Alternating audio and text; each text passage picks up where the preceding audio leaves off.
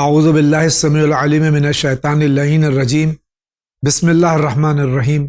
ناظرین کرام، السلام علیکم ورحمۃ اللہ وبرکاتہ۔ مسائل زندگی میں آپ کا استقبال ہے۔ آج ہمارے اسٹوڈیو مہمان ہیں حجت الاسلام جناب مولانا محمد قیصر صاحب قبلہ۔ ہم ان کا استقبال کرتے ہیں۔ آغا السلام علیکم۔ وعلیکم السلام ورحمۃ اللہ انشاءاللہ مزاج بخیر آغا؟ اللہ کا شکر، الحمدللہ رب العالمین۔ اگر اجازت ہو تو آغا پروگرام شروع کریں۔ آئیے دیکھتے ہیں سب سے پہلے سوال کہاں سے ہے۔ میرا نام لی بابا فخر الدین ہے۔ میں 6 مہینے کے بعد طلاق ہوئی ہے۔ میری بیوی میرے کھلا دی۔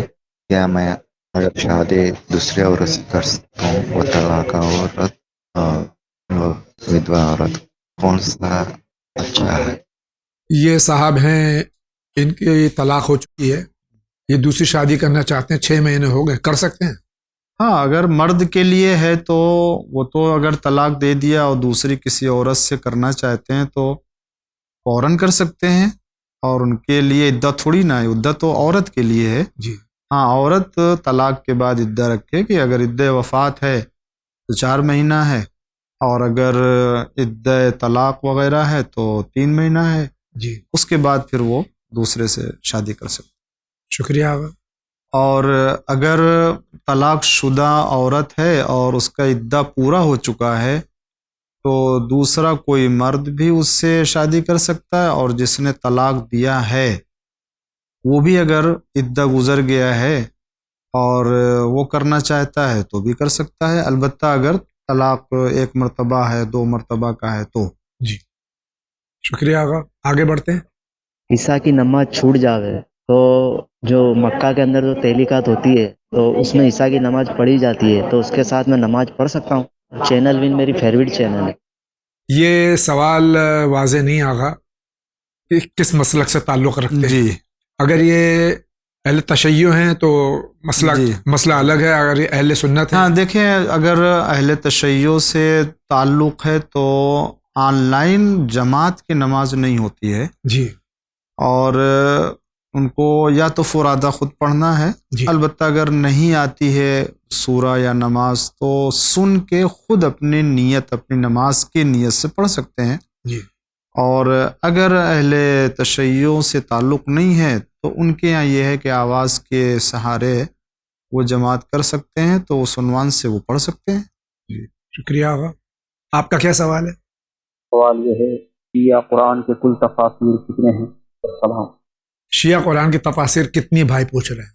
دیکھیں، یوں تعداد تو اس عنوان سے نہیں بتائی جاتی ہے کہ اتنی عدد ہے، مگر الحمدللہ رب العالمین شیعہ مذہب میں مفسرین کی تعداد جو ہے وہ کافی تعداد ہے، اور ابتدا ہی سے قرآن کی تفسیر کی طرف توجہ کی گئی، اور آج دنیا شیعت میں بہت سی تفسیریں ہیں کہ جو مختلف عنوان سے تفسیر کی گئی ہے۔ جی اور تفسیر آج ادھر جدید دور میں ایک نئے عنوان سے قرآن کریم کی تفسیر شروع ہوئی ہے کہ جس میں کئی تفسیریں آ چکی ہیں، وہ ہے تفسیر موضوعی۔ جی کیونکہ غیر موضوعی کا مطلب یہ کہ ابتدائے قرآن سے تفسیر کرنا شروع کی اور آخر قرآن تک تفسیر کرتے چلے گئے، اس میں درمیان میں ہر موضوع کی آیتیں آتی ہیں، لیکن ایک نئے اور جدید نہج کے اوپر یہ تفسیر شروع کی گئی کہ ایک موضوع معین کیا جاتا، اور اس موضوع سے متعلق پورے قرآن میں کتنی آیتیں آئیں اور کہاں کہاں پر، جی تو اس موضوع کی آیتوں کو جمع کر کے تب پھر دوسرا موضوع، اسی طرح کی اس طرح کی ساری قرآن کی آیتوں کو موضوع کے اعتبار سے تفسیر کیا، تو وہ بھی الحمدللہ آج ہمارے یہاں ہے۔ تو بے شمار مفسرین ہیں کہ جنہوں نے ہمارے یہاں، اور قدیم ترین تفسیریں پائی جاتی ہیں، جی اور تفسیر میں بھی ہمارے یہاں 2 طرح کی، ایک تو وہ کہ چلیے لوگوں نے لغت کے اعتبار سے اور اپنے مفسرین کے اقوال کے عنوان سے اس طرح سے تفسیر، اور ایسی بھی تفسیر ہمارے الحمدللہ پائی جاتی ہے، اور یہ صرف شیعہ مذہب کی دین ہے کہ قرآن کریم کی آیتوں کو معصوم کی روایت سے تفسیر کرتے ہوئے پورے قرآن کی تفسیر کی گئی ہے، جی جسے تفسیر روائی کہتے ہیں، جی اور یہ تفسیر برہان جیسے ہے۔ جی علامہ سید ہاشم بحرانی کی، جی اس طرح سے جو ہے وہ کسی اور جگہ جو ہے آپ کو یہ نہیں ملے گا کہ قرآن کی آیت کی تفسیر خود مفسر قرآن حقیقی، یعنی حقیقی مفسر قرآن جو اہل بیت ہے ان کے کلام سے تفسیر کرے. تو دنیا جو ہے شیعہ تفسیر کی غنی ہے، بے نیاز ہے. الحمدللہ. اگلا سوال. السلام علیکم مولانا صاحب، میں پونے سے بول رہی ہوں، ہمارا نام رضیہ ہے. ہمارا سوال یہ ہے کہ میں نے سنی ہوں کہ سورہ کہف کو لکھ کر کانچ کی بوتل میں اگر کسی کونے پہ انسان رکھ دے تو جو قرض دار ہے اس کا قرض ادا ہو جائے گا. تو یہ بات کہاں تک صحیح ہے؟ آپ ہمارے سوال کا جواب ضرور دیں. شکریہ. خدا حافظ. انہوں نے کسی سے سنا ہے کہ سورہ کہف اگر گھر کے کسی کونے میں احترام کے ساتھ رکھ دیں تو اس کی برکات رونما ہوتی ہاں ہے. جی، کتاب میں ہے مصباح کا فہمی میں غالباً یہ ہے کہ روایت میں ہے کہ اگر سورہ کہف کو البتہ لکھ کے جی کسی پاک کاغذ اور پاک روشنائی سے لکھ کے کسی شیشے کے برتن میں کہ جس کا جو ہے وہ سوراخ جو ہے وہ تنگ ہو، یعنی جی. باٹل جو شیشے کے باٹل، اس میں رکھ کے اور اس کو ایک جگہ رکھ دیں گوشے میں، تو قرض کی ادائیگی کے سلسلے میں مؤثر ہے. بہت بہت شکریہ. آپ کچھ فرمانا چاہتے ہیں؟ السلام علیکم مولانا صاحب، ہم یو پی سے ہیں، عصمت زہرا. مولانا صاحب اصل میں میرے ساتھ مسئلہ یہ ہے کہ ہم صبح نماز شب میں نہیں اٹھ پاتے ہیں، اور تو اسی لیے ہم پوری رات جاگ کر نماز پڑھتے ہیں، تاکہ رات بھر جاگ کر نماز پڑھتے ہیں، قرآن پڑھتے ہیں تاکہ میں صبح کی نماز پڑھ لوں اور نماز شب پڑھ لوں. اور جب ہم پوری رات جاگ کر عبادت کرتے ہیں تو اس کے لیے میری ممی مجھے منع کرتی ہیں کہ ایسے مت کیا کرو، لڑکیوں کو اکیلے نماز نہیں پڑھنی چاہیے. تو اس جگہ پر ہم کو کیا کرنا چاہیے؟ کیا ہم کو ممی کی بات مان کر ایسا نہیں کرنا چاہیے؟ تو کیا اگر ہم ممی کی بات نہ مان کر عبادت کر رہے ہیں تو کیا میری عبادتیں قبول نہیں؟ ان کا مسئلہ ہے کہ یہ ساری رات جاگ کے عبادت کرتی ہیں، نماز شب پوری رات جاگتی ہیں. ہاں، جب پوری رات جاگتی ہیں تو اس کا مطلب دن میں سوتی ہوں گی. ظاہر سی بات ہے اس جی. کا اثر پڑے گا. جی ہاں اور ہمارے یہاں نماز شب کی بہت تاکید ہے، جی اور اس کا وقت جو فضیلت کا بتایا ہے کہ وہ نماز صبح سے پہلے جی آپ اٹھیں پڑھیے، اور پڑھنے کے بعد نماز صبح کا وقت ہو جائے اس پر ختم ہو اور نماز صبح پڑھیے ساری رات. اور دوسری عبادتیں کرنا اچھی چیز ہے مگر کس کا اثر نہیں پڑنا چاہیے کسی غلط دوسری چیز کے اوپر. جہاں تک رہ گیا والدہ منع کرتی تو ہاں، یہ چونکہ نماز شب مستحب ہے، جی نماز مستحب کے لیے اگر والدین روکے منع کریں تو پھر ان ماں باپ کی اطاعت واجب ہے. جی ہاں، اگر واجبات سے منع کرتے ہیں تب اطاعت کرنا صحیح نہیں ہے، جی. لیکن یہ مستحب عمل ہے. مستحب سے اگر روکیں تو پھر وہ آپ کو یقیناً اس لیے روکتی ہوں گی کہ ساری رات جاگتی ہوں گی تو دن میں معلوم ظاہر سی بات صحت ہے اثر پڑتا ہے اس کا. رات بھر کی عبادت، اچھا ایک دن ہفتے میں مہینے میں کبھی اگر ہو رہا ہو تو گیا ٹھیک تو ہے، الگ بات ہے. جی لیکن اگر زندگی میں ہمیشہ ایسے ہی رکھا ہے تو بہرحال اللہ تعالیٰ توفیقات میں اضافہ کرے، لیکن ماں باپ کی جو ہے اطاعت واجب ہے اس مسئلے میں. شکریہ آغا. اگلا سوال. السلام علیکم علامہ صاحب، کیسے ہیں آپ؟ آصف علی بات کر رہا ہوں تھر پارکر سے. علامہ صاحب میرا ایک کوشچن ہے کہ ہم جب تسبیح پڑھتے ہیں، تسبیح بی بی فاطمہ الزہرا سلام اللہ علیہا، اس میں جب ہم اللہ اکبر کہہ رہے ہوتے ہیں یا الحمدللہ کہہ رہے ہوتے ہیں یا سبحان اللہ، تو ہم جب اللہ اکبر کہہ رہے ہوتے ہیں تو اس میں مطلب اللہ سب سے بڑا ہے تو کن معنوں میں بڑا ہے؟ جب ہم الحمدللہ پڑھ رہے ہوتے ہیں تو ہماری سوچ کیا ہونا چاہیے؟ تو اللہ کی تعریف ہم نے کس طرح کرنی ہے؟ یا ہم جیسے سبحان اللہ پڑھ رہے ہوتے ہیں تو اللہ پاک ہے لیکن کن معنوں میں پاک ہے؟ مطلب یہ تسبیح پڑھنے کا جو صحیح طریقہ ہے وہ ہمیں بتا دیں، تاکہ جب تسبیح ہم پڑھ رہے ہیں تو ہمیں لطف آئے تسبیح پڑھنے میں. صحیح طریقہ کار میں مطلب ذہن میں کیا ذکر پڑھتے ہوئے ذہن میں کیا آنا چاہیے اللہ اکبر کہتے وقت، الحمدللہ یا سبحان اللہ کہتے وقت؟ یقیناً تسبیح جناب زہرا صلوات اللہ سلام اللہ علیہا بہترین تعقیبات میں سے، اور شاید 1000 رکعت کا ثواب ہے بے شک. مستحب تو نماز. اس کا معنی جو ہوتا ہے جی اللہ اکبر، اللہ سب سے بڑا ہے، جی اس کا مطلب یہ ہوتا ہے کہ اللہ کی ذات کہیں زیادہ بزرگ و برتر ہے کہ ہم اسے کسی چیز سے مقایسہ کریں، ملائیں. ملائے. جی یہ مطلب نہیں ہوتا ہے کہ اللہ اکبر من کل شے، کہ اللہ جو ہے وہ سب سے بڑا ہے، مثلاً آسمان سے بڑا ہے جی یا زمین سے بڑا ہے یا درخت سے بڑا ہے. نہیں، اس کا مطلب یہ نہیں ہوتا ہے. جی بلکہ اللہ اکبر یعنی اللہ بزرگ و برتر ہے اس بات سے کہ میں کسی چیز سے ملا کے کہوں کہ وہ بڑا ہے، اس چیز سے وہ پاک ہے، جی یعنی وہ بزرگ ہے، برتر ہے، اکبر ہے، جی ورنہ وہ اللہ کے برابر میں کوئی چیز لائی نہیں جا بے سکتی۔ شک، بہت جی خدا بزرگ برتر ہے کہ میں کسی سے کہوں کہ اللہ سب سے عظیم ہے، یہ کمتر ہے، ادھر کوئی چیز اس کے مقابل میں یہ لائی ہمارے نہیں زبان جا کی سکتی۔ کوتاہی ہے کہ ہم کہتے ہیں کوتاہی اللہ ہے سب کہ سے بڑا ہے، بڑا کہنا جی پڑتا ہے، جی اس طرح سے۔ کہنا پڑتا ہے ہمیں۔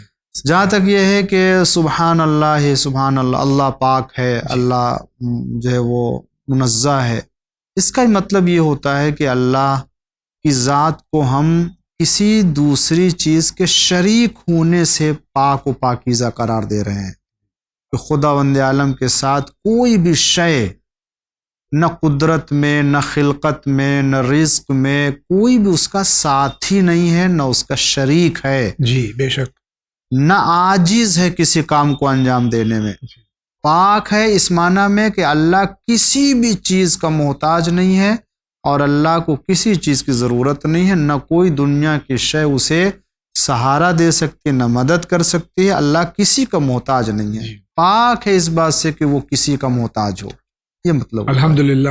الحمدللہ اس کا مطلب کہ اگر دنیا میں کوئی چیز ایسی جس کی تعریف کی جا سکے تو وہ سب سے پہلے اللہ ہے۔ بے شک، الحمدللہ رب، ساری تعریفیں اللہ کے لیے ہیں کہ جو عالمین کا پروردگار، اور اسی لیے ہونا چاہیے کہ جب سب سے پہلے اس نے ساری چیزوں کو خلق کیا ہے تو سب سے پہلی تعریف بھی اسی کے لیے یقیناً ہونے والی ہے۔ دنیا میں کوئی اگر پہلی چیز ایجاد کرتا ہے، خالق یا موجد اس کا ہوتا ہے، تو سارا کریڈٹ اسی کو جاتا ہے کہ بھائی وہ اس کے نام ہے یہ۔ جی تو اللہ تعالیٰ نے اگر دنیا کو خلق کیا، دنیا کی تمام چیزوں کو پیدا کیا ہے، اور اس کے اندر حسن اور خوبیاں پائی جاتی ہیں، تو پھر اس تعریف کا مستحق بھی سب سے پہلے اللہ ہے۔ بے شک، لہٰذا ہر انسان کو، ہر چیز کو خدا کی حمد اور ثنا، اسی لیے دنیا کی تمام چیزیں اسی کی حمد کرتی ہیں، چاہے وہ جانور ہوں، انسان ہو، پرندے ہوں،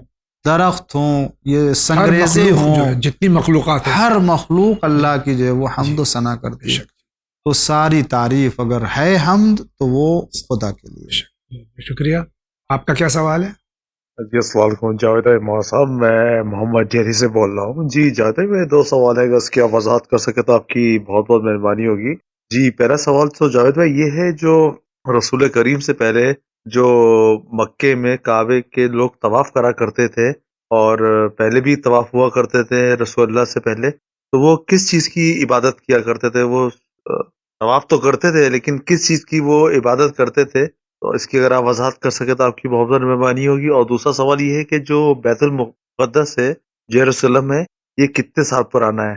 اگر ان دو سوالوں کی آپ وضاحت کر سکے تو اور لوگوں کی بھی اس میں کافی انفارمیشن ہوگی۔ بہت بہت شکریہ، السلام علیکم۔ سرکار ختم مرتبہ صلی اللہ علیہ وآلہ وسلم سے پہلے دو طرح کے لوگ خانہ کعبہ کا طواف کرتے جی، تھے، ایک کافر اور ایک موحد تھے، جی، یعنی جناب ابراہیم علیہ السلام کے دین کے اوپر، یعنی جو بنی ہاشم اور قریش کے کچھ لوگ جو تھے، تو یقیناً جو مشرکین تھے اور کفار مکہ تھے، یہ بھی خانہ کعبہ کا طواف کرتے تھے، مگر ان کے طواف کا انداز دوسرا تھا، جی، اور وہ بت رکھے ہوئے تھے خانہ کعبہ میں، ان بتوں کو خدا کہتے تھے، انہی سے مانگتے تھے، کہ جو شرک کرتے تھے جی، اسلام نے اس کو جو ہے وہ باطل قرار دیا، اور یہ شرف بھی مولا کائنات امیر المومنین حضرت علی علیہ السلام کو حاصل ہوا کہ فتح مکہ کے موقع پر آپ ہی کے دست مبارک سے ان تمام بتوں کو خانہ کعبہ سے پاک کیا گیا، اور پھر جتنے مسلمان تھے انہوں نے خالص اس بیت اللہ کا طواف کیا کہ جو اللہ کے لیے جناب ابراہیم علیہ السلام نے تعمیر کیا تھا۔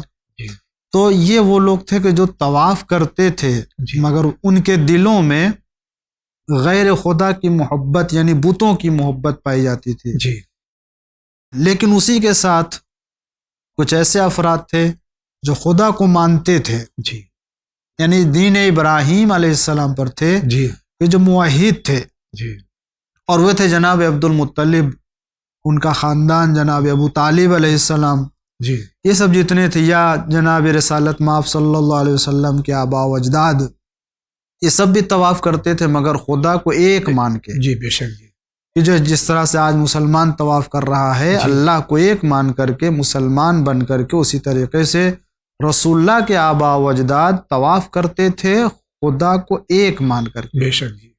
دوسرا سوال ان کا بیت المقدس کے سلسلے میں کتنا قدیم ہے؟ ہاں، بیت المقدس سے متعلق جو سوال ہے وہ یہ کہ اس کو سب سے پہلے اللہ کے حکم سے جناب داؤد علیہ السلام نے بنانا شروع کیا تھا، جی لیکن حکمت پروردگار اور مصلحت پروردگار کا تقاضا یہ تھا کہ یہ بیت المقدس، جس کو ہم لوگ اردو میں کہتے ہیں جی اور عربی میں بیت المقدس، جی تو یہ مکمل جناب داؤد کے ہاتھوں سے نہیں ہوا، جی اور درمیان میں ہی آپ کی عمر کا خاتمہ ہو جاتا ہے اور پروردگار عالم کی بارگاہ میں حاضر ہوتے ہیں، تو آپ اعلان کرتے ہیں اپنے بعد اپنا جانشین جناب سلیمان علیہ السلام کو، تو جناب سلیمان علیہ السلام پھر اس کی تعمیر کرتے ہیں اور آپ کے بدست یہ مکمل ہوتا ہے، جی اور یہ تقریباً جناب عیسیٰ علیہ السلام کی ولادت سے 970 سال پہلے جی تعمیر ہوتا ہے، جی اور آج جو چل رہا ہے 2022 ولادت کے بعد، جی ختم ہو رہا ہے 2022 ختم ہو رہا جی ہے، تو ولادت سے پہلے جو ہے وہ 970 سال پہلے تعمیر کیا گیا تھا، یہ اتنا قدیم۔ گویا سب سے پہلا گھر قبلہ اول کے عنوان سے یہ بیت المقدس کو بنایا گیا۔ گویا 3 ایسے مقدس شہر جو خداوند عالم سے اور اس کے نبی سے منسوب ہے، ایک خانہ کعبہ، مدینہ منورہ، اور یہ بیت المقدس۔ شکریہ۔ اگلا سوال۔ السلام علیکم ورحمۃ اللہ۔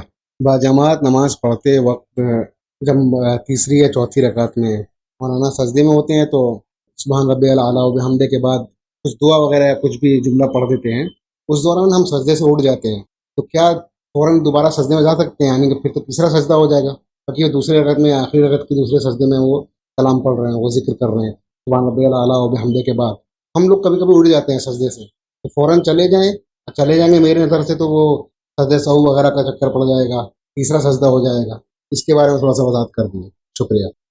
نماز جماعت میں ہاں، ہم تیسری یا چوتھی رکعت میں شامل ہوئے تو آخری رکعت میں امام جماعت جو ہے وہ دعا پڑھتے ہیں سجدے کی سبحان ربی الاعلیٰ کے بعد میں، جی اگر پہلے سر اٹھا لیا کسی نے تو کیا کرنا چاہیے؟ دیکھیں، یہاں پر یہ یاد رکھنا چاہیے کہ 2 سجدے ہر رکعت میں یہ رکن کی حیثیت ہے، جی ان کو جان بوجھ کے یا بھولے سے اگر چھوڑ دیا یا اضافہ کر دیا تو نماز باطل ہے اس کی۔ جی ہاں یہ ہے، اور اسی لیے یہ خیال رکھنا چاہیے جی کہ اگر کوئی نماز پڑھ رہا ہے سجدے میں ہے اور ابھی اس کا ذکر پورا نہیں ہوا ہے، یا یہ کہ ذکر نہیں کر رہا، اٹھا لیا کسی وجہ سے جی سر کو، تو یہ جو اٹھا لیا دوبارہ اب لے کے نہ جائے، جی اس لیے کہ ایک سجدہ ہو گیا اس کا، جی اب اگر جاتا ہے تو یہ دوسرا سجدہ ہوگا، جی اسی لیے اس کو چاہیے کہ اگر اٹھا لیا ہے جی تو پھر اٹھا رہنے دے اسے، جی نہیں اس کو دوبارہ لے جانا چاہیے، جی اور پھر جب امام اٹھا لے تو پھر اس کے ساتھ ہو جانا چاہیے۔ شکریہ آغا، آگے بڑھتے ہیں۔ السلام علیکم مولانا صاحب اور جاوید صاحب، میں حیدر مہدی علی گڑھ سے بول رہا ہوں۔ افسوس یہ ہے کہ میں نے 2 بار 18 اکتوبر اور 6 نومبر میں یہ 2-3 سوال بھیجے تھے جس کا جواب آج تک نہیں ملا، تو پھر آپ کی خدمت میں یہ سوال بھیج رہا ہوں، زحمت کر کے اس کا جواب دینے کی کوشش کریے گا کہ اگر کوئی نوکری کرنے والا آگے 2-3 سال میں زیارت پر جانے کے مقصد سے ہر ماہ کچھ پیسہ بچا کر رکھ رہا ہے تو خمس نکالتے وقت اس پیسے پر خمس کا کیا مسئلہ ہے؟ اگر خمس دینا ہے تو کیا جب تک یہ پیسہ خرچ نہ ہو ہر سال دیتا رہے گا؟ شکریہ، خدا۔ یہ پہلے تو میں معذرت خواہ ہوں کہ آپ کے سوالات کا جواب نہیں دیا گیا، لیکن سچ بتا رہا ہوں کہ مجھ تک آپ کے سوالات پہنچے ہی نہیں. میں ایڈمن تک یہ شکایت آپ کی جو سر آنکھوں پر ہے ضرور پہنچا دوں گا، لیکن میرے سامنے یہ سوال آئے نہیں. آج پہلی بار یہ سوال آپ کا آیا تو اس کا میں آقا کے سامنے سوال پیش کر رہا ہوں کہ اگر ایک شخص زیارت کے لیے پیسے ہر مہینے جمع کر رہا ہے جی تو خمس کی تاریخ آنے پہ اس کا کیا حکم ہے؟ اس کے اوپر خمس نکلے گا جی، اور خمس کی تاریخ آ جانے پر اس کو جتنا بھی ہے، چاہے بیلنس بینک میں ہو یا گھر میں رکھا ہو، خرچ نہیں کیا ہے، وہ بچا ہے تو وہ بچت میں شمار ہوگا، اس پر خمس نکلے گا. اور رہ گیا مسئلہ یہ کہ کیا ہر سال نکالنا ہے؟ نہیں. اگر آپ نے ایک بار فرض کر لیجئے آپ نے پیسہ جمع کیا تھا 50,000 روپیہ جی جمع ہوا، خمس کی تاریخ آ گئی جی تو 50,000 کے اوپر آپ نے نکال دیا اور اس کا 10,000 روپیہ نکل گیا، 40,000 روپیہ آپ کا محفوظ ہے. پھر آپ نے اس کے بعد جمع کیا اور دوسری تاریخ آ گئی، فرض کر لیجئے کہ 2 سال تک نہیں جا سکے، پیسہ جمع ہی کرتے رہے جی اور اس پر 50,000 اور جمع ہو گیا، یہ ہو گیا 1,00,000. جی تو اس میں آپ 40,000 کا جمع کر چکے ہیں، وہ نکال چکے ہیں نکال خمس چکے سے. ہیں. جی تو اب اس کے اوپر 40 کے اوپر جتنا اضافہ ہوا ہے وہ خمس نہیں نکلا ہوا، وہ بچت ہے، جی آپ کو اس کا نکالنا ہوگا. جی خلاصہ یہ کہ جس کا خمس نکال چکے ہیں ایک دوبارہ اس سال، پہ نہیں نکالنا. دوبارہ اس کا نہیں نکلے گا، ایک ہی مرتبہ نکلتا ہے سال. شکریہ. اگلے سوال کی طرف بڑھتے.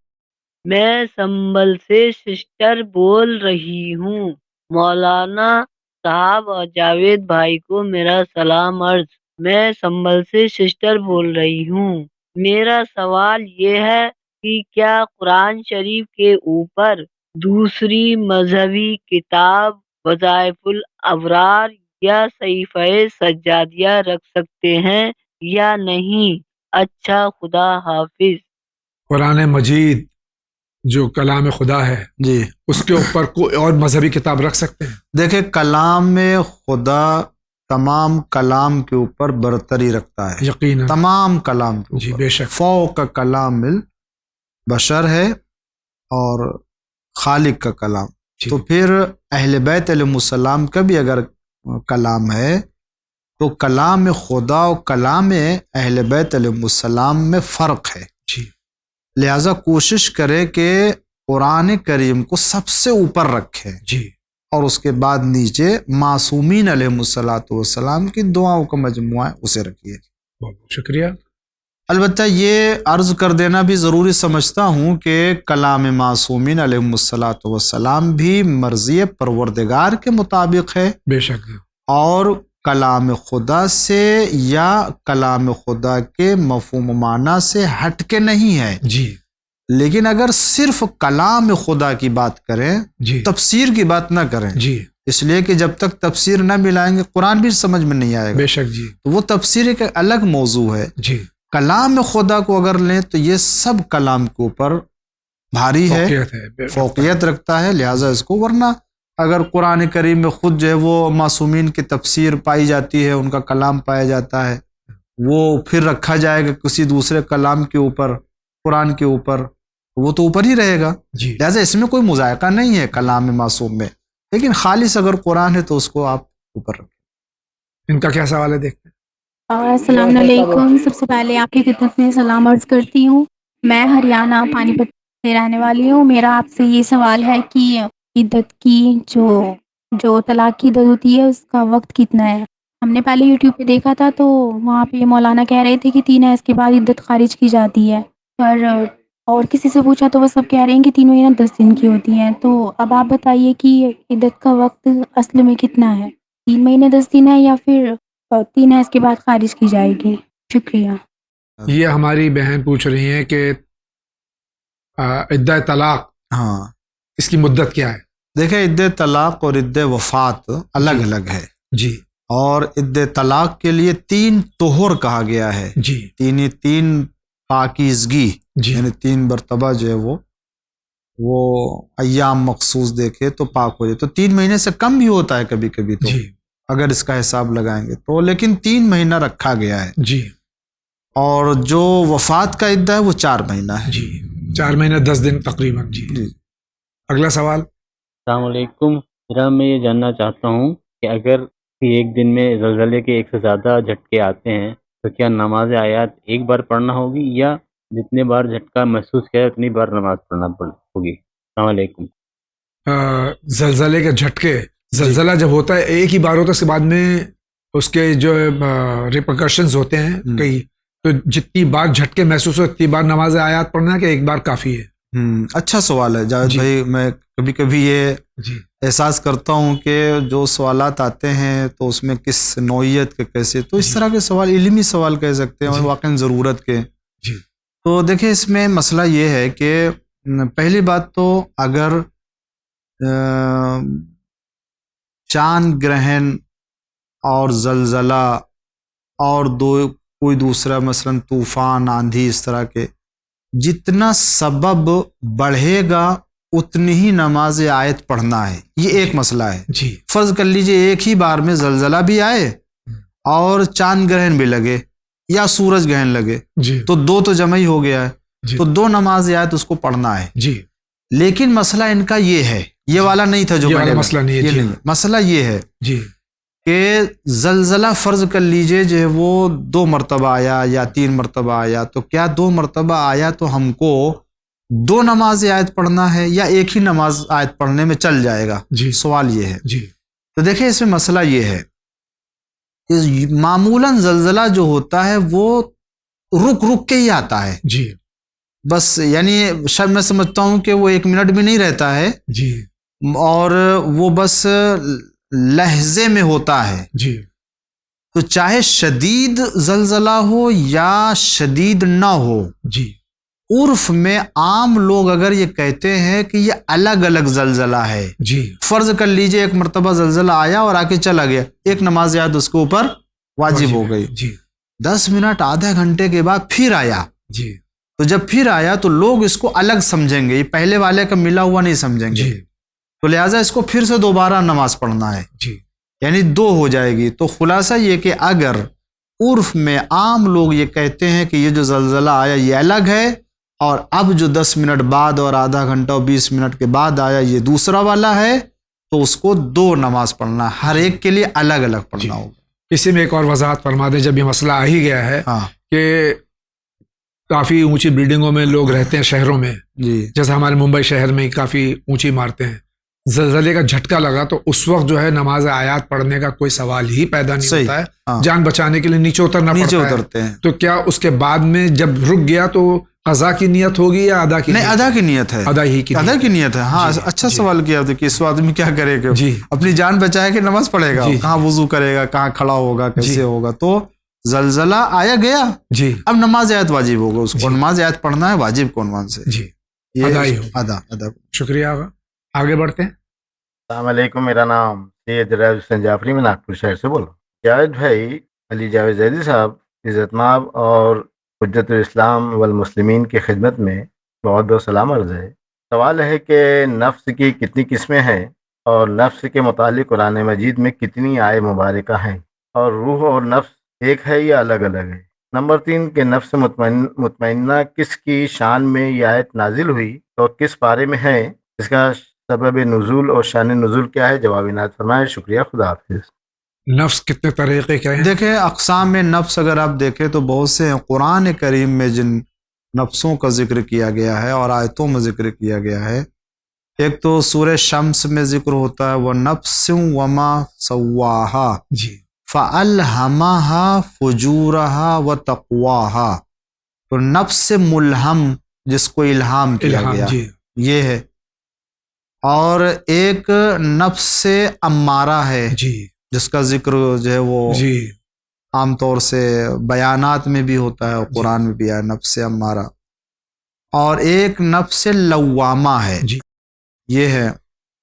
اور ایک نفس سولہ، اس طرح سے کر کے 3-4 نفسوں کا ذکر. اور پھر اس کے بعد نفس مطمئنہ کہ جو سورہ فجر میں آخر کی آیتوں میں ہے، یا ایتھا النفس المطمئنہ ارجعی الی ربک راضیۃ مرضیہ، یہ ہے نفس مطمئنہ جسے کہتے ہیں.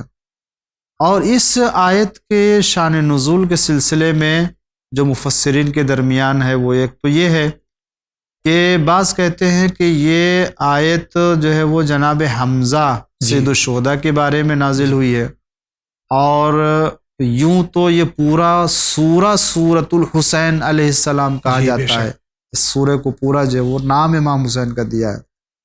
لیکن ہمارے مفسرین نے بڑی اچھی بات کہی ہے، انہوں نے کہا کہ یہ جس نے بھی کہا ہے کہ جناب سید الشہداء امام حسین وہ جناب حمزہ کے لیے ہے، تو انہوں نے کہا کہ یہ تطبیق ہے، یعنی اس آیت کو ان کے لیے مطابقت کی ہے، ورنہ اس آیت کا حقیقی مصداق جو ہے وہ امام حسین علیہ السلام ہے، کہ جن کے لیے نفس مطمئنہ کہہ کے خطاب کیا گیا ہے۔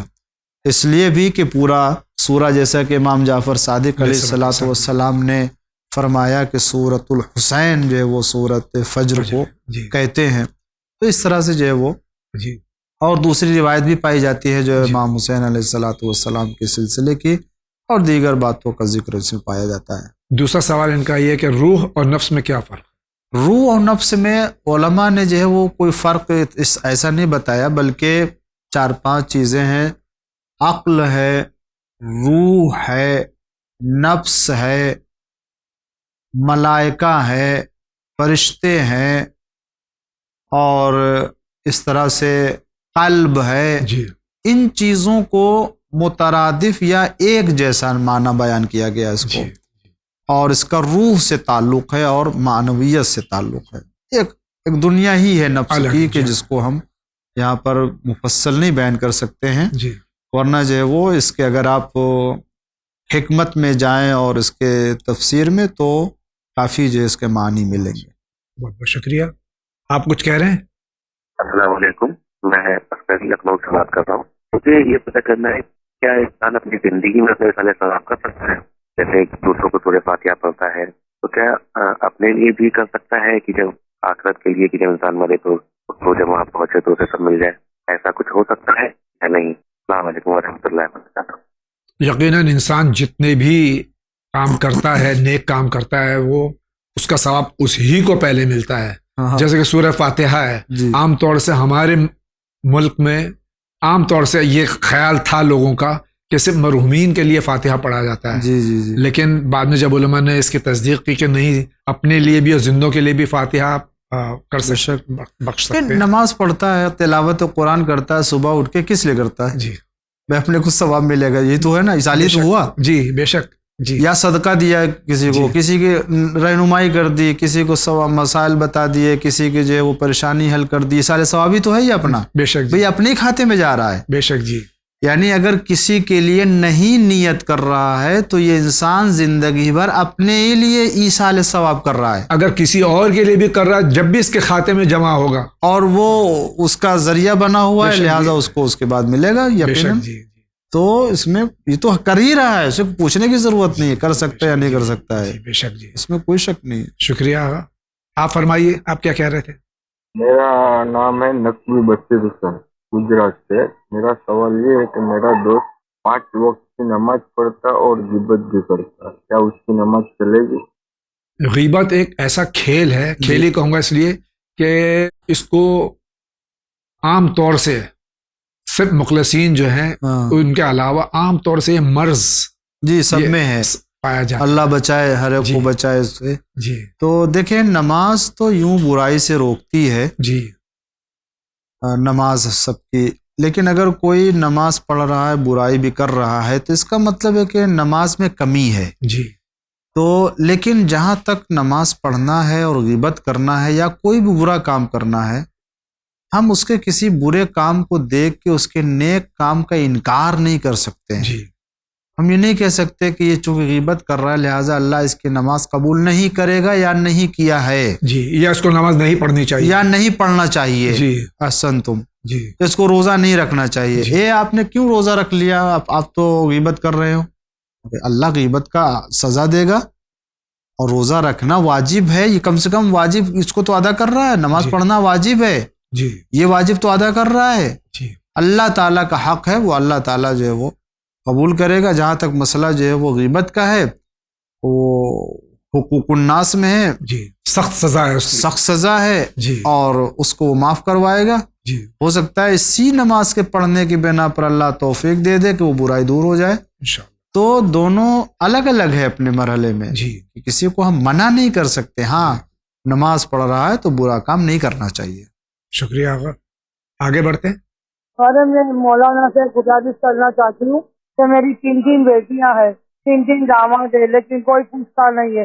ایک نے گھر سے نکال دیا، دوسرا بولا گھر میں نہیں آنا، تیسرا داماد بولتا ہے کہ تم بوجھ بن کے بیٹھے ہو. میں بھیک مانگ سے باہر رستے میں بھیک مانگ کے میں اور میرے شوہر کو گزارا کرتی ہوں. تو کیا کرنا چاہیے ایسی حالت میں؟ کدھر جانا چاہیے؟ مجھے راستہ بتا. اور میں بمبئی سے بول رہی ہوں، ملا سے. السلام علیکم. 3 بیٹیاں 3 داماد ہیں، تینوں رکھنے کو تیار نہیں، ان کا کوئی نہیں ہے، بھیک مانگ کے گزارا کرتے ہیں اپنے شوہر. یہ بہت ہی ہمارے سماج میں ایک بہت ہی بیماری جو پھیل رہی ہے وہ ماں باپ کی عزت نہ کرنا جی، اور ان کا احترام نہ کرنا. نتیجے میں پھر ان کے سامنے بھی یہی دن آنے والے ہیں. جی. اور جہاں تک ماں باپ کی عزت اور ان کا احترام کرنے کا معاملہ، یہ کوئی اسلامی یا شرعی مسئلہ نہیں ہے، یہ عقلی مسئلہ ہے. اور دنیا کی ہر قوم میں ہے کہ وہ اپنے ماں باپ کا احترام کرتی. لہٰذا میں ان کی بیٹیوں سے اور اسی طرح کے دنیا کے تمام بیٹوں سے گزارش کروں گا کہ اپنے ماں باپ کی عزت کریں، احترام کریں. دنیا آخرت دونوں کی سعادت ماں باپ کی عزت کرنے میں اور احترام کرنے میں ہے. اگر واقعی چاہتے ہو خدا خوش رہے اور عبادت قبول کرے پروردگار عالم، تو ماں باپ کی عزت اور ان کے احترام میں کوئی کمی نہ ہونے پائے. جی. ماں باپ کی عزت کرنے کے لیے یہاں تک کہا گیا کہ فَقُلْ لَهُمَا قَوْلًا كَرِيمًا، بے شک کہ اگر وہ تمہیں ماریں، بلا وجہ ماریں، تو تم ان کو دعا دو. جی. اور ان کی حیات کے لیے دعا کرو. یہ قول کریم ہے ان کے لیے. تو چہ جائے کہ ان کو اذیت دے، اور ذمہ داری ہے بیٹی کے اوپر، بیٹے کے اوپر، کہ وہ ان کا خرچہ اٹھائے. اگر آخر میں وہ بھی بوڑھے ہو جاتے ہیں یا پیر ہو جاتے ہیں، ضعیف ہو جاتے ہیں، وہ کچھ ان کے لیے نہیں ہے. اس کے علاوہ رشتہ داروں کے لیے خود صلہ رحم کرنا ہے. یہاں اگر بیٹی آگے نہیں آ رہی ہے، داماد نہیں آ رہا ہے، بیٹا نہیں ہے کوئی، تو دوسرے خاندان کے افراد جو صلہ رحم جن کے لیے واجب ہے، ان کو آگے آ کر کے اس بوڑھی ماں کو سہارا دینا چاہیے، عزت دینا چاہیے. اور نہ ہوتی انسانیت کے ناطے کوئی بھی ہو، ایسے فرد کو عزت دے اور اس کے سہارا، اس کی زندگی کے لیے انتظام کرے. شکریہ آقا. آپ کہیے کیا کہہ رہے تھے؟ السلام علیکم. میں بنگلور سے کمیل عباس بات کر رہا ہوں. میرا کوشچن ہے مولانا سے اور بیٹ کو ان کی طرف سے.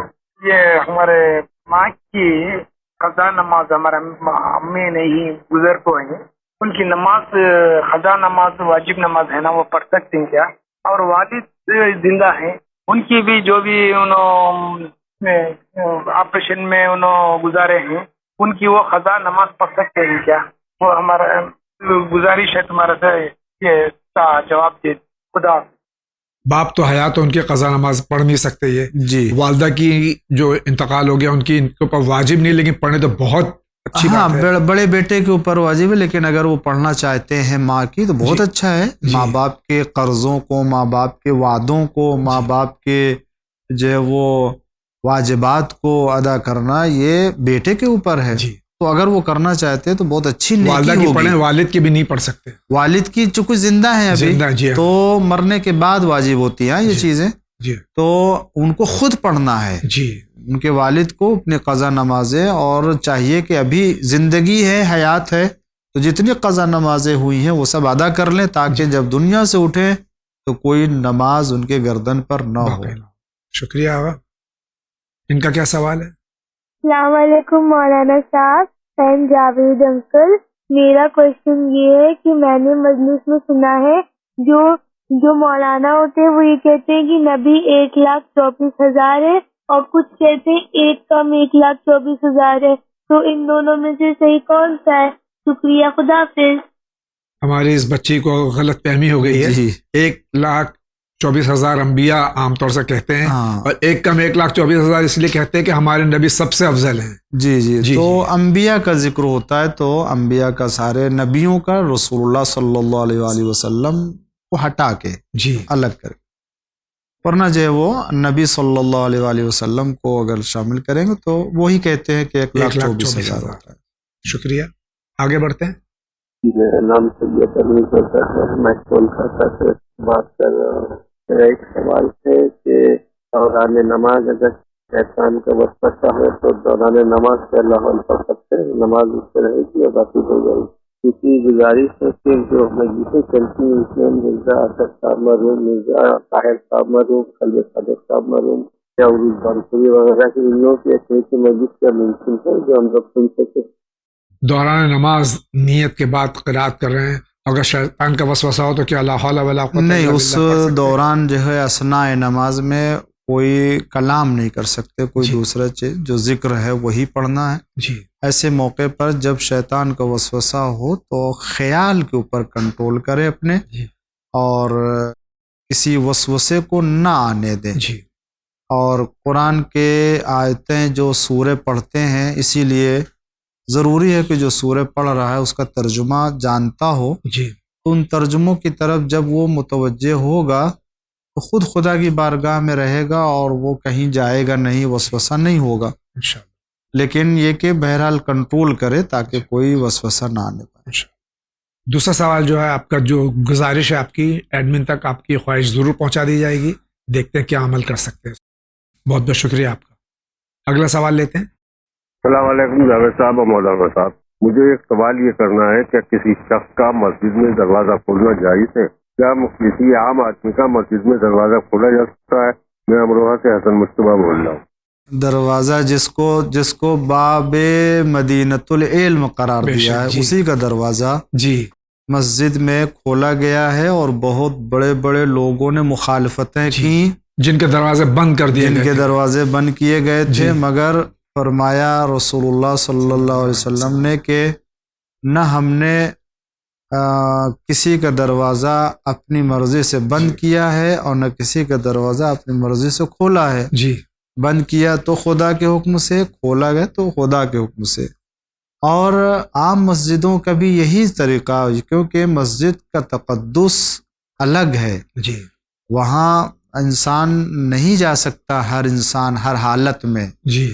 گھروں کا کمرہ بنا دینا اپنے مسجد کے حصے کو یا مسجد سے متصل کر دینا، یہ اب مجھے نہیں معلوم یہ علاقائی مسئلہ ہے کیسے ہے کس طرح سے، لیکن شرعی مسئلہ یہ ہے کہ مسجد کو مسجد رہنا ہے، بے شک اس میں کسی کا کمرہ، آفس مسجد کے اندر یا کھڑکی، ایسے اب وہ کیسے کھڑکی ہے کس طرح سے بنائی گئی نہیں معلوم مجھے، لیکن مسجد اگر ہے تو مسجد میں کسی کا دروازہ یا کھڑکی یا راہداری وغیرہ اس پہ نہیں ہوتی ہے۔ شکریہ۔ اگلا سوال۔ حیدرآباد سے بات کر رہا ہوں میں، نام اکبر ہے، اور میرا مسئلہ یہ ہے کہ ہمارے بھائیاں جو ہے بہت پراپرٹی کے پیچھے جو ہے ستائے جا رہے ہیں، اور پہلے بیچنے کی اس میں تھے، پھر اب ڈیولپمنٹ کی اس میں ہے، اور بیچنے کے ٹائم پہ جو ہے غلط جی پی بھیجے، وہ خریدنے والا جو ہے چلے گیا، اور ہمارے کو جو ہے اس وقت پہ ضرورت ہے پیسے کی، اور ان دونوں کو بھی ہے، مگر کوئی اچھا خریدنے والا نہیں مل رہا ہے، اور ایک خریدنے والے کو جو ہے بہت ستایا ہے کہ انہیں نہیں کر سکا، اس کے پارٹنر چلے گئے۔ اور پھر دوسری مسئلہ یہ ہے کہ 11 مہینے تک ایک آدمی ان لوگوں کو پیسے پورے دیتا ہوں بول کے لگا، مگر پیسے نہیں دیا انہیں، اور جو ہے جھوٹ بول کے جو ہے ہمارے کو لڑا دیا آپس میں، ہمارے بیٹے کو، اکبر کے بیٹے کو، اور دو بھائی جو ہے ہمارے کو برا بول کے پیسے کھا گئے، ہم پیسے کھا رہے ہیں بول کے ہمارے پہ الزام لگائے۔ اس سلسلے میں ہم کیا کرنا چاہیے، اور ہمارے لیے کوئی دعا بتائیے مولانا صاحب، ایسی دعا بتائیے کہ سانپ بھی مر جائے اور لاٹھی نہیں ٹوٹے، جو بھی کیا بولتے ہیں وہ صاحب بول نہیں سک رہا ہوں میں، اگر آپ کی مہربانی، اگر آپ کو دعا ایسی بتائیں گے کہ دونوں بھائیوں کو جو ہے بیوقوف لوگوں کو جو ہے ستانے کی توجہ نہیں دے، مجھ کو بھی ستاتے ہیں، میرے بیٹے کو بھی ستاتے ہیں، برا بولتے ہیں میرے بیٹے کو، خاص کر کے برا سننا نہیں چاہتا ہوں میرے بیٹے کے لیے۔ بس بہت شکریہ آپ کا، اگر بہت مہربانی ہوگی ہمارے لیے دعا بھی کریے مولانا، آپ مجھے حل بھی بتائیے اس کا۔ हैदराबाद से बात करूँ मैं अकबर, मेरा क्वेश्चन तो दे चुका हूँ। अभी आज मेरा मौलाना से जो गुफ्तगू करने का मैसेज है वो आज हो सकता है क्या, ये पूछना है मेरे। और दूसरी चीज जो है मौलाना से ये पूछना है कि डिप्रेशन बहुत हो रहा है इस वजह से, और डिप्रेशन करने की वो क्या है, क्या दुआ दे सकते हैं। जैसे नमाज तो पढ़ते हैं और ये दुआएं आपकी क्या कहते हैं रोजगा भी पढ़ते हैं, बीच में छूट गया था ये लड़ाई झगड़े बहस की हमारे भाइयों की, अब सिलसिले को रुजू करना है और इनका हल क्या है हमारे भाइयों का, ये बताइए। अफसोस ये है कि माल दुनिया के लिए जी ये जावेद साहब मैं अर्ज़ करूं कि ज़मीन जायदाद का मामला हर जगह फैलता जा रहा है और एक दूसरे के हक़ को गस्ब करने में ज़रा भी खौफ खुदा नहीं है जी कि हमको जवाब देना। हालांकि गस्बी ज़मीन में न तो आप खुदा की इबादत कर सकते हैं और न ही उस पर कोई आप काम कर सकते हैं बग़ैर इजाज़त के, तो अज़ाब एक अलग है और सुकून अलग नहीं होगा।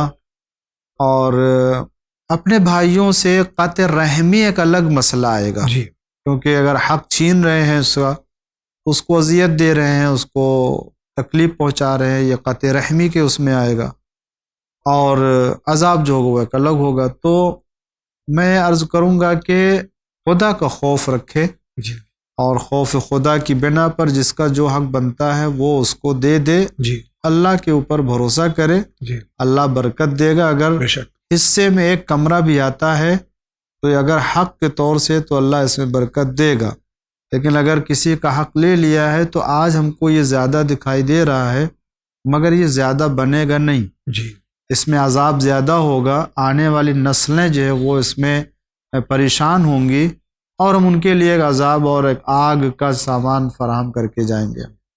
ये एक मसला है। और दुआ सिलसिले में जहाँ तक मसला जो है डिप्रेशन का मसला है, तो मैं अर्ज़ करूँ कि नमाज सुबह के बाद कोशिश करें 100 मरतबा तस्बीहात अरबा पढ़ें और उसके बाद ला हौल वला कुव्वत इल्ला बिल्लाह, यानी सुबहान अल्लाह वल्हम्दुलिल्लाह वला इलाहा इल्लल्लाह वल्लाहु अकबर वला हौल वला कुव्वत इल्ला बिल्लाहिल अलील अज़ीम। ये इतना जिक्र जो है वो 100 मरतबा रोज़ाना पढ़ें, इंशाअल्लाह इसकी बरकत से ठीक हो जाएगा। शुक्रिया, आगे बढ़ते हैं। क्वेश्चन हुए सवाल नहीं है। मेरा नाम हुस्नारा बेगम है, मैं कटक के उड़ीसा के कटक से बोल रही हूँ।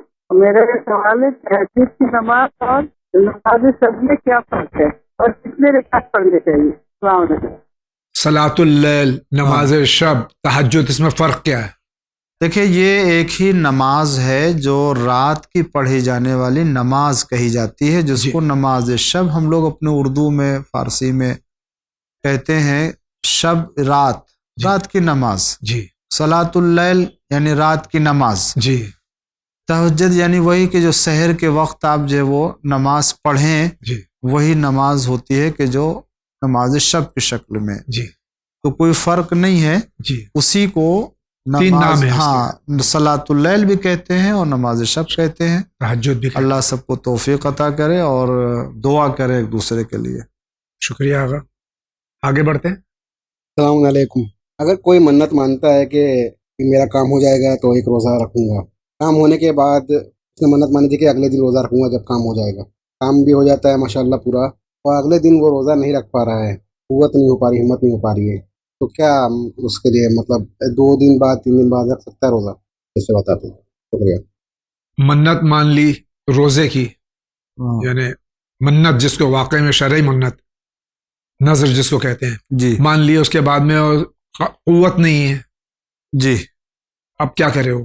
देखिए पहली बात तो ये है कि शरई नज़र जो होती है वो ख़ास उसके लिए सेवा के बाकायदा तौर से जो वो कहे कि अल्लाह के लिए मसलन वल्लाह बिल्ला कसम जिस तरह से नज़र करे हो, तो अगर उसने नज़र कर लिया है तो मखसूस दिनों को उसने अगर ये किया था कि मैं कल ही रखूँगा जी, تب تو اس کے لیے واجب ہے کہ پھر بعد میں اسے کل ہی رکھے. جی اب کل جو رکھنے کے لیے کہا تھا وہ طاقت نہیں قدرت نہیں ہے تو پھر وہ دوسرے دن رکھ سکتا ہے جب طاقت جس آ دن جائے. اس کو قدرت حاصل جی. ہو طاقت ہو، جی ورنہ بغیر عذر کے اس دن سے آگے پیچھے نہیں کر سکتا ہے. شکریہ. اگلا سوال. السلام علیکم جاوید بھائی، مولانا صاحب، میں فاطمہ بول رہی ہوں. میری آپ سے ایک ریکویسٹ ہے کہ اس میں مغرب کی اذان وین چینل پہ بہت اچھی آتی تھی، جو کہ ابھی 3-4 دن سے نومبر میں خیال سے 2022 سے چینج کر دی گئی ہے. تو ہم لوگ کی ریکویسٹ ہے کہ جو پرانی اذان تھی وہ اگر دکھائیں، وہ لوگ بہت بہت پسند آتی ہے، اور ماشاءاللہ سے اس کا تلفظ بھی بہت ہے اور بہت ہی ٹچنگ ہے اور بہت ہی بہترین ہے. تو آپ سے ریکویسٹ ہے کہ پرانی والی ہی اذان کو آپ کنٹینیو کریں. دوسری آپ سے ریکویسٹ یہ ہے کہ دعائے کمیل جو آتی ہے وہ ابو حواجی جنہیں نے پڑھی ہے، یہ آئی تھنک ایرانی ہے اور یہ بہت اچھا انہیں نے پڑھی ہے. تو آپ سے ریکویسٹ ہے کہ ان کی دکھایا کریں. وہ اس میں ماشاءاللہ سے تلفظ بھی بہت اچھا ہے اور اس میں رقت بھی بہت ہوتی ہے، بہت بہترین انہیں نے ادا کری ہے. تو آپ سے ریکویسٹ ہے اگر ایسا ہو سکے تو بہت بہت شکریہ. السلام علیکم. بہن آپ کی دونوں خواہشیں ایڈمنسٹریشن تک ضرور پہنچا دی جائیں گی، بلکہ پہنچ گئی ہیں. دیکھتے ہیں کیا عمل اس پہ کرتے ہیں یہ لوگ. بہت بہت شکریہ آپ کا. ناظرین کرام، اسی کے ساتھ جا رہے ہیں بہت ہی مختصر سے بریک پہ، لیکن آپ کہیں نہیں جائیے، ابھی حاضر ہوتے ہیں.